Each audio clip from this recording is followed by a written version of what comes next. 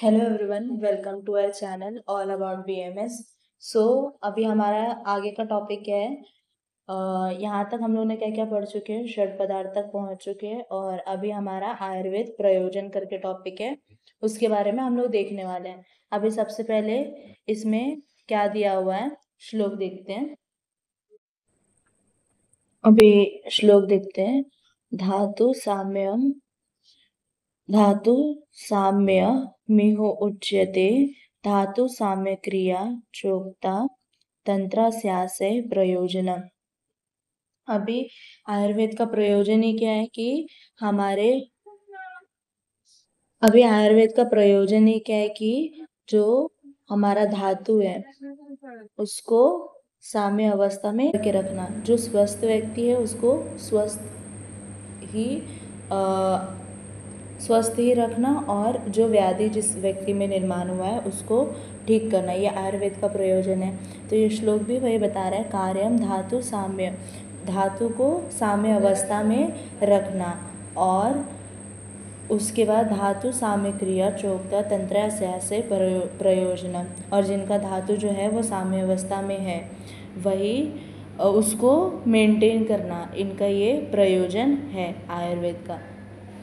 जिनका धातु साम्य अवस्था में नहीं है उनको उनका जो है वो साम्य अवस्था में लाना इनका कार्य है।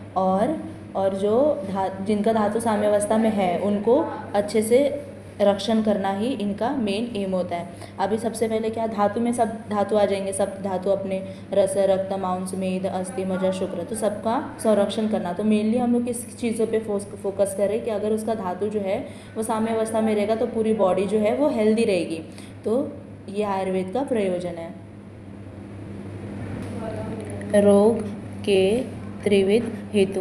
अभी रोग के तीन, त्रिविध मतलब तीन, हेतु मतलब कारण। रोग के तीन कारण क्या है? सबसे पहले क्या है अपना काल, बुद्धि और इंद्रियार्थ। काल हम लोग कैसे डिफाइन करेंगे? काल क्या होता है? टोटल अपना एक वर्ष होता है, ठीक है। एक वर्ष में फिर सब अपने ऋतु आ गए, जैसे वर्षा ऋतु, ग्रीष्म ऋतु, हेमंत ऋतु, ऐसे सब ऋतु आ गए। तो इसके अनुसार हम लोग कैसे व्याधि जो है, व्याधि का कारण कैसे हो रहा है ये भी आगे देखेंगे। और बुद्धि से कैसे हो रहा है, और इंद्रियार्थ क्या होता है? इंद्रियार्थ होता है अपना जो अपने इंद्रिय से जो हमें ज्ञान की प्राप्ति हो, जैसे कि शब्द, स्पर्श, रूप, रस, गंध, अपने जितने भी इंद्रिय से जो हमें ज्ञान प्राप्त होता है वो इंद्रियार्थ है। तो इसके द्वारा कैसे रोग निर्माण होता है वो हम लोग देखने वाले हैं। सबसे पहले ये काल हो गया अपना। अभी काल को डिटेल में देखते हैं। काल जो है वो काल हम लोग अनादिकाल और अनंत भी बोलते हैं उसको। सबसे पहले इसमें तीन चीज़ों की वजह से व्याधि जो है, रोग जो है वो निर्माण होता है, रोग की ये कारण है। सबसे पहले क्या है? अति योग, अयोग, या तो इसको हम लोग हीन योग भी बोलते हैं, और उसके बाद मिथ्या योग, ठीक है। अति योग में जैसे कि अगर ग्रीष्म ऋतु चल रहा है तो, और ग्रीष्म ऋतु में ग्रीष्म है, गर्मी है, बट वो एकदम प्रचंड गर्मी है, बहुत ज़्यादा गर्मी है, तो वो क्या हो जाएगा अपना अति योग। और वैसे ही हीन योग क्या हो जाएगा? जैसे कि एग्जाम्पल ले तो हेमंत ऋतु में क्या होता है? ठंडी होती है थोड़ी थोड़ी, तो बट हेमंत ऋतु में ठंडी बिल्कुल भी ठंडी ना हो, वहाँ पे गर्मी हो रहा है, तो वो क्या हो जाएगा अपना हीन योग हो जाएगा।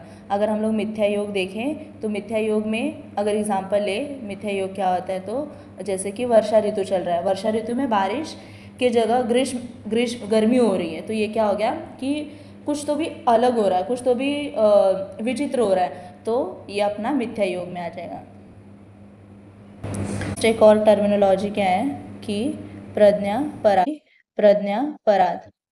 तो प्रज्ञा मतलब क्या होता है? बुद्धि, और पराध मतलब बुद्धि से किया हुआ अपराध या तो गुनाह, उसको हम लोग क्या बोलते हैं? प्रज्ञा पराध। अभी ये जो अपराध है हम लोग के बुद्धि के द्वारा होने वाला, उसके भी तीन टाइप्स है। एक तो हमारे वाणी के द्वारा हो सकता है, और मन के द्वारा हो सकता है, और शरीर के द्वारा हो सकता है। वाणी के द्वारा क्या हो सकता है कि जैसे कि हम किसी को गाली दे दे, तो ये एक तो ये हो गया, ये बुद्धि हमारे पास है बट फिर भी हम लोगों ने उसको क्या किया? गाली दिया, तो ये अपना क्या हो जाएगा?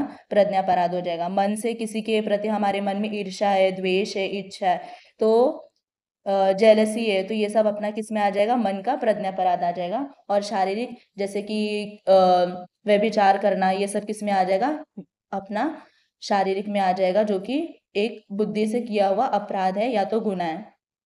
आई होप यहाँ तक आपको समझा। और इंद्रियार्थ अभी देखते हैं। इसमें क्या हो जाएगा, इंद्रिय मतलब क्या होते हैं, अपने जो भी सेंसरी ऑर्गन है वो, तो ये अपना इंद्रियार्थ में आ जाएगा सेंसरी ऑर्गन। अभी कौन कौन से होते हैं, श्रोत जिससे हम लोग को शब्द सुनाई देता है, मतलब अपना ईयर्स। उसके बाद त्वक स्किन, जो जिससे हम लोग को फील होता है स्पर्श। चक्षु आँख, जिससे हम लोग को देखने मिलता है रूप। जीवा टंग, जिससे हम लोग को टेस्ट करने मिलता है इसलिए रस। घ्राण नोज, जिससे हम लोग को स्मेल सूंघने के लिए मिलता है वो गंध। ठीक है। अभी जो हम लोग ने प्रज्ञापराध देखा था ना, उसमें इसको अलग से डिवाइड करके बताया कर्म के बारे में। सबसे पहले अति योग, हीन योग और मिथ्या योग। यहाँ पे आपको तीनों चीजों के दिखेंगे। अपना इंद्रिय हो गया, उसके बाद काल हो गया, उसके बाद कर्म हो गया, तीनों के अति योग, हीन योग, मिथ्या योग ऐसे दिए हुए हैं। अभी अति योग में सबसे पहले क्या है कि वाणी, मन और शरीर का अपने शक्ति से अधिक उपयोग करना। अगर कर्म में देखें तो अति योग में क्या आएगा, जैसे कि हम अपना जो बोलते हैं, जो करते हैं और जो अपने मन में विचार लाते हैं, वो सबका कुछ ज्यादा ही, जो जितना उनकी कैपेसिटी नहीं है उससे भी ज्यादा हम उसका यूज कर रहे हैं, तो अपना वो किस में आ जाएगा, अति योग में आ जाएगा। हीन योग में क्या आएगा कि हम उसका उपयोग कर ही नहीं रहे, मतलब कुछ बोल ही नहीं रहे, या तो कुछ कर ही नहीं रहे, या तो अपने शरीर को हिला ही नहीं रहे, तो वो सब किस में आ जाएगा, अपना हीन योग में आ जाएगा। और मिथ्या योग में कुछ अलग ही कर रहे, किसी के प्रति गुस्सा कर रहे, लोभ कर रहे, ईर्ष्या कर रहे, द्वेष कर रहे, ये सब कर रहे हैं, तो ये सब किस में आ जाएगा, अपना मिथ्या योग में आ जाएगा। आई होप यहाँ तक आपको समझा। नेक्स्ट है अपना इंद्रिय का हीन योग, अति योग, मिथ्या योग और हीन योग। अति योग में इंद्र का सब जो इंद्रिय है उनका सबका अलग अलग दिया है, जैसे कि श्रोतेंद्रिय का देखिए, तो उसमें क्या कर रहे हैं, हम लोग सुन रहे हैं, इसका भी फिर हीन योग, अति योग और मिथ्या योग ऐसे तीन दिया हुआ है। अभी इसका एग्जाम्पल लेकर के समझाती हूँ, आपको समझेगा। सबसे पहले श्रोतेंद्रिय में क्या, अति योग देखते हैं। अभी कोई व्यक्ति है, वो क्या कर रहा है, दिन भर म्यूजिक सुन रहा है, तो वो अपना कानों का बहुत ज्यादा यूज कर रहा है, तो अति योग इसमें आ जाएगा। और हीन योग मतलब कोई व्यक्ति है और वो बिल्कुल भी अपने कानों का यूज कर ही नहीं रहा है, मतलब ना तो कुछ सुन रहा है, किसी की बातें भी नहीं सुन रहा है, तो वो सब किस में आ जाएगा, अपना हीन योग में आ जाएगा। और मिथ्या योग में क्या आएगा कि कुछ तो भी अलग ही सुन रहा है, वो कुछ गलत चीजें है वो सुन रहा है, तो वो सब अपना किस में आ जाएगा, मिथ्या योग में आ जाएगा। वैसे अगर त्वचा का देखें तो इसके भी तीन टाइप्स है, अति योग, हीन योग और मिथ्या योग। अति योग में क्या आएगा, जैसे कि अगर हम लोग नहा रहे हैं, तो नहाने के लिए गर्म पानी किया हम लोगों ने, और वो गर्म पानी जो है वो बहुत ज्यादा गर्म है, बहुत ज्यादा गर्म है, तो वो क्या हो जाएगा, अपना अति योग हो गया। या तो कोई इंसान जो है वो बहुत ज्यादा ठंडा पानी यूज कर रहा है, वो भी क्या हो जाएगा, अपना अति योग हो जाएगा।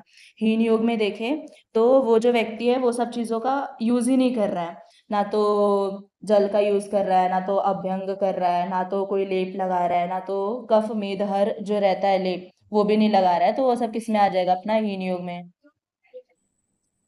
कि फॉर एग्जाम्पल ले तो अगर कोई व्यक्ति है वो क्या कर रहा है, चाय पी रहा है, और उसके बाद चाय पीने के बाद तुरंत ही क्या कर रहा है, पानी पी रहा है, तो वो क्या हो जाएगा, अपना मिथ्या योग हो जाएगा।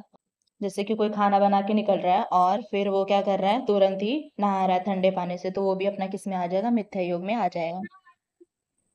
अगर चक्षु इंद्रिय का देखें तो उसका क्या एग्जाम्पल है, चक्षु इंद्रिय का भी फिर से तीन टाइप से, एक तो अति योग, हीन योग और मिथ्या योग। अति योग में क्या आ जाएगा, अपना अभी कोई बच्चा है वो क्या कर रहा है, जाकर के आग के पास, और उसको एकदम आग के पास जाकर के खड़े होके बहुत देर से देख रहा है, तो आंखों का वो ज्यादा से ज्यादा उपयोग कर रहा है, तो ये इस किसका एग्जाम्पल हो जाएगा, अति योग का। हीन योग का क्या हो जाएगा कि कुछ देख ही नहीं रहा आंख से। और मिथ्या योग का क्या हो जाएगा कि कुछ तो भी अलग ही दिख रहा है, भयंकर चीजें देख रहा है, या तो कुछ डरावनी चीजें देख रहा है, और या तो मोबाइल का जो यूज है वो बहुत ज्यादा नजदीक से कर रहा है, तो वो भी किस में आ जाएगा, मिथ्या योग में आ जाएगा। अगर जीभ का देखें तो जीभ में क्या होगा, अपना उसके भी फिर तीन टाइप्स है, अति योग, हीन योग और मिथ्या योग। अति योग में कोई भी चीज का जो टेस्ट है वो बार जो से कुछ पसंद आया तो उसको बार बार खाना, वो क्या हो जाएगा, अति प्रमाण में खाना, तो वो अपना क्या हो जाएगा, अति योग हो जाएगा। हीन योग में किसी भी चीज का स्वाद नहीं लेना, वो अपना हीन योग हो जाएगा। और मिथ्या योग में कुछ तो भी अलग खाना। कुछ तो भी जो अपने जीभ के विरुद्ध है उसके विरुद्ध जा करके खाना, वो किस में आ जाएगा, मिथ्या योग में आ जाएगा। घ्राणेन्द्रिय का जो है उसका भी एग्जाम्पल देखते हैं, अति योग, हीन योग और मिथ्या योग। अति योग में घ्राणेन्द्रिय में क्या हो जाएगा कि कुछ भी खुशबू जो है हमें पसंद है तो उसको हम लोग क्या कर रहे हैं, बार बार सूंघ रहे हैं, तो वो भी अपना क्या वो किसका एग्जाम्पल हो जाएगा, अति योग का। हीन योग का देखें तो कुछ भी स्मेल ही नहीं ले रहे तो वो अपना हीन योग का एग्जाम्पल हो जाएगा। मिथ्या योग का कुछ तो भी अलग स्मेल ले रहे तो वो अपना किस में आ जाएगा, मिथ्या योग में आ जाएगा। आई होप यहाँ तक आपको सब क्लियर हुआ। अभी नेक्स्ट क्या है अपना रोग और आरोग्य आश्रय स्थान। रोग और आरोग्य आश्रय स्थान में सबसे पहले ये श्लोक देखते हैं हम लोग। शरीरम मतलब शरीर, सत्व मतलब मन, सौम्यम च व्याधिनाम आश्रयो मतः तथा सुखानाम। यहाँ पे क्या है, शरीर और मन जो है वो रोग के आश्रय स्थान है। व्याधि मतलब रोग, रोग के आश्रय स्थान है। और यहाँ पे बताया तथा सुखा नाम, शरीर और मन जो है वही आरोग्य के भी आश्रय स्थान है। अगर देखें तो ये अभी तक हम लोग ने क्या देखा कि जो अपना व्याधि है उसके कारण देखे ना, 3 कारण देखे, कौन कौन से, काल, बुद्धि और इंद्रियार्थ। तो काल के भी हीन योग, मिथ्या योग, अति योग देखा। उसके बाद बुद्धि का जो प्रज्ञापराध है उसमें ही देखा हीन योग, मिथ्या योग और अति योग। उसके बाद कर्म का, और उसके बाद अपना हम लोग ने इंद्रियार्थ का देखा। सब इंद्रिय के सबके अति योग, हीन योग और मिथ्या योग देखा। वैसे ही अभी जो आरोग्य व्यक्ति है उसके भी कारण जो है वो 3 ही है। मतलब आरोग्य रहने के भी 3 कारण है, कौन कौन से, काल, बुद्धि और इंद्रियार्थ। हमारा जब जो अपना ऋतु अनुसार है, हम सब डाइट फॉलो वगैरह कर रहे हैं तो काल अनुसार हम लोग आरोग्य रह सकते हैं। बुद्धि अनुसार हम लोग अपना जो हमारा कर्म है उसको हम लोग प्रॉपरली कर सकते हैं। और उसके बाद अपना इंद्रिय से देखें तो अच्छी चीज़ें करेंगे, मतलब उसका प्रॉपर यूज़ करेंगे तो हम लोग को कभी भी आरोग्य जो है वो निर्माण नहीं होगा। तो ये व्याधि निर्माण होने के भी कारण है, रोग निर्माण होने के भी कारण है और आरोग्य निर्माण होने के भी कारण है, ये तीनों ही। अभी नेक्स्ट जो है वो क्या है, आत्मा विकार रहित है कि नहीं उसके बारे में दिया है। निर्विकारम पर तो आत्मा सत्वभू गुणेन्द्रिय। अभी परमात्मा क्या होता है, जो शरीर और मन दोनों से विकार रहित हो, मतलब कि उसके अनुसार नहीं चलता हो, और जो अपने पंच महाभूत है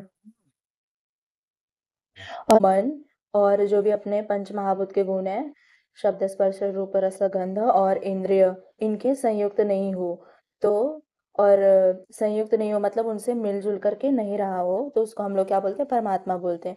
अगर वैसे ही हम लोग आत्मा, एक 2 तरह के आत्मा होते हैं, एक परमात्मा और एक जीवात्मा। परमात्मा क्या होता है, जिनको अपने शरीर, मन और इंद्रिय इन सब से जरा भी संबंध नहीं रहता है, कुछ भी इनको फर्क नहीं पड़ता है कि सुख दुख इनसे कुछ भी लेना देना नहीं रहता। और जीवात्मा जो इनको फर्क पड़ता है ये सब चीज़ों से, उसको ही हम लोग जीवात्मा बोलते हैं। अब जो परमात्मा है ना, उनके लिए ये जो आयुर्वेद है वो नहीं